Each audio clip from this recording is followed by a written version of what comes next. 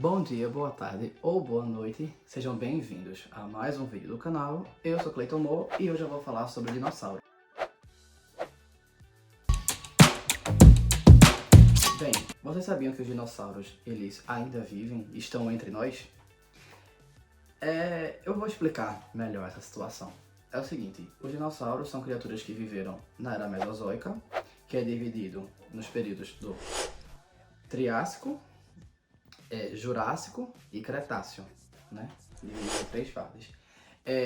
Que compreende uma quantidade imensa de milhões de anos, em torno de 250 milhões de anos atrás a 66 milhões de anos atrás, quando o meteoro caiu, e vai ser dividido entre os três, né?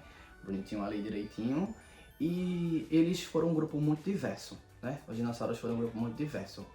Eles vinham de um ancestral em comum que era chamado dinossauромorfo, né? É um dinossauромorfo, ou seja, era aquele bicho ali que ia virar um dinossauro em algum momento.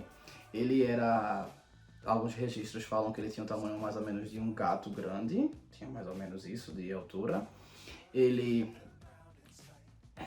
Tenta imaginar como se fosse uma iguana com patas longas, como se fosse um gato ali.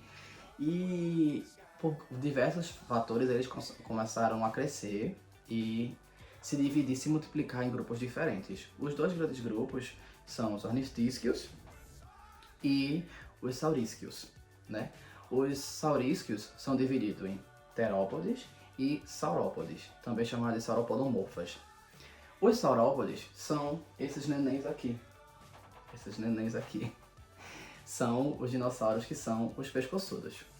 Os terópodes são esses aqui, tá meio cotosinho isso aqui, mas são o grupo dos dinossauros que, sua maioria, são carnívoros e que são bípedes, né? Aí a gente tem tipo o Velociraptor, a gente tem o Tiranossauro Rex, a gente tem o Allosaurus, a gente tem outros dinossauros também. No caso dos ornitisquios, a gente tem os ceratopsídeos, que são os Triceratops, me fugiu o nome agora do nome do outro, mas são sempre aqueles que são parecidos com os Triceratops, né? Os ceratopsídeos. E tem os outros grupos, que tem os iguanodons, os estegossauros, os paxcefalossauros, entre outros dinossauros que estão inclusos nesse grupo, né? Nesse grupo. E onde é que entram as aves? Bem, havia não, né? Existe muita pesquisa a respeito de dinossauro e recentemente teve muita evolução com algumas coisas sobre como estudar um fóssil de dinossauro ou características dos dinossauros que são, digamos assim, diferentes, né? Porque quando você estuda um fóssil, você pega o fóssil, né, e vai comparar com um animal vivente, né, para poder fazer a relação, né, que tem que ter características próximas. Por exemplo, para a parte de reprodução, no caso dos saurópodes, como são os pescoçudos, eles são muito grandes, fizeram estudos com animais grandes, né, como se reproduzem animais que são muito pesados e grandes, como rinocerontes e elefantes. Significa que os elefantes e rinocerontes vêm deles? Não, não significa, é só comparações anatômicas. Enfim, e aí se foi feito algumas comparações anatômicas entre os dinossauros. E o que é que foi descoberto? Bem, os dinossauros, primeiro, para eles terem esse tamanho gigante, significavam que eles cresciam muito, né? Aí, nossa, isso é óbvio. Mas como é que eles vão alcançar esse tamanho todo? Eles vivem muito? Bem, essa era a primeira teoria. Era dizer que eles viviam muito tempo e por isso eles cresciam muito. Só que aí isso caiu por terra de um tempo pra cá.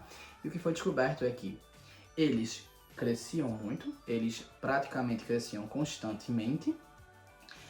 Alguns deles possuíam tipo um boom de crescimento, boom. E eles cresciam muito, muito, muito, muito mesmo, de uma vez. E, enfim, eram essas duas características. A deles crescerem quase que sempre, ao longo da vida, e a outra deles crescerem muito rápido, né?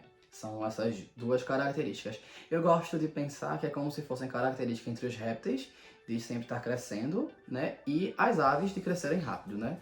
Por exemplo, um filhote de águia, né? Uma águia não vive muito, mas um filhotinho sai daquele negócio minúsculo para um tamanho considerável, ou uma arpia, por exemplo, né? Para um tamanho considerável, né? Uma arpia tem mais ou menos essa altura, então é um negócio gigante, né? E aí eles tinham essas características. Outras coisas que tinham que ser encontradas era como é que era a respiração, como é que era a ancoragem, enfim. Outras várias coisas que se eu for reportar aqui só para falar dos saurópodes vai passar um vídeo gigantesco. Mas como é que a gente vai chegar, voltando para a parte das aves, como é que a gente vai dizer com a ave é um dinossauro? Então, uma característica, eu já mostrei características parecidas com aves e répteis, uma característica que tinha era os pulmões. Os pulmões das aves, eles são lindos, eles parecem uma tartaruguinha, sabe? Ele respira, aí enche os sacos, depois volta e a absorção fica no centro para ter uma absorção tanto quando o ar entra quanto quando o ar sai. E aí, essa é uma característica que tem nas aves até hoje. E um órgão, ele não nasce assim do nada, né? Ele tem que ser o acúmulo de várias alterações genéticas com o passar de anos, de milênios, enfim, de muito tempo. E aí, o que indica que os dinossauros passaram isso para as aves. Isso é uma das características, né? A respiração. Ah, e como sabe, o pulmão fossilizou? Não, é porque esse pulmão ele deixa marcas específicas nas costelas. Então, aqui vai tendo como é que diz, os ossos, eles têm um recuo específico para quando tem esse tipo de pulmão. E aí fica as marcas do pulmão quando fossiliza. Isso, como foi encontrado em vários dinossauros, né, foi provado dessa maneira. Outra coisa, pena. Já foi encontrado alguns dinossauros com penas ou plumagens, né? Então, eles foram encontrados, às vezes assim na cabeça um pouquinho, às vezes aqui. A conformação de mexer os braços como se fossem asas. E, enfim, isso foi outra característica. Lembrando que eu estou falando que as alterações genéticas elas têm que ser acumuladas. E se vocês pararem para pensar em como funciona uma pena, elas são como fossem vários fios trançados. Os pelos da gente são só pelinhos, é só, digamos assim, seria como se fosse a unidade básica da pena. E aí você para, e como é que teve aquela conformação? Fora que a pena tem vários formatos. Quando está numa asa, ela tem umas que são as pluminhas, outras são outros formatos, são mais longas, até o trançado muda. Aquilo ali é uma característica de acúmulo genético enorme, né? Então, quando a gente se encontra isso nos dinossauros, se encontra isso na ave, é o mais provável de vir ali. Aí fica naquela coisa, sim, mas e aí? Ainda tá, se fosse esse o caso, a gente encontrar criaturas no meio do caminho. Então, tiveram algumas criaturas que foram encontradas. A mais comum delas é o Archaeopteryx, que a gente encontra em alguns lugares representados. Por exemplo, em Pokémon a gente tem o Archen e o Archeops, que são Archaeopteryx, que basicamente são terópodes, ou seja, dinossauros como o Tiranossauro Rex ou o Velociraptor, que eram bípedes, porém eles tinham inícios de asas. E os dinossauros já voavam nessa época. Até se você pensar, o Archaeopteryx ficava fazendo aquele movimento estranho dele para voar, que não voa direito, aquilo tem um sentido. Qual é o sentido? O Archaeopteryx, ele basicamente ainda não voava. Eles corriam, a pena dava essa leveza. Ah, também outra característica. Os ossos das aves, eles são mais leves. E isso era encontrado em dinossauros terópodes, por exemplo. Então, eles corriam, pulavam e as penas ajudavam eles a planar. Até que em um certo momento eles saíram do planar para alçar voo, de fato, mas isso com muita evolução. E aí a gente tem outros espécimes também que são meio desse caminho. A gente tem o Microraptor, que ele tem 4 asas, ele tem asas nas patas, ele tem asas nos braços, ele tem asas nas patas. A gente tem uma representação no anime, a gente tem em Digimon, ela aparece em alguns jogos e aparece como é que diz? No reboot, é uma coisa horrorosa, o reboot. O nome do Digimon é Varadorumon, ele é um Kyukyokutai nível 2, se não me falha a memória. É um Kyukyokutai nível 2.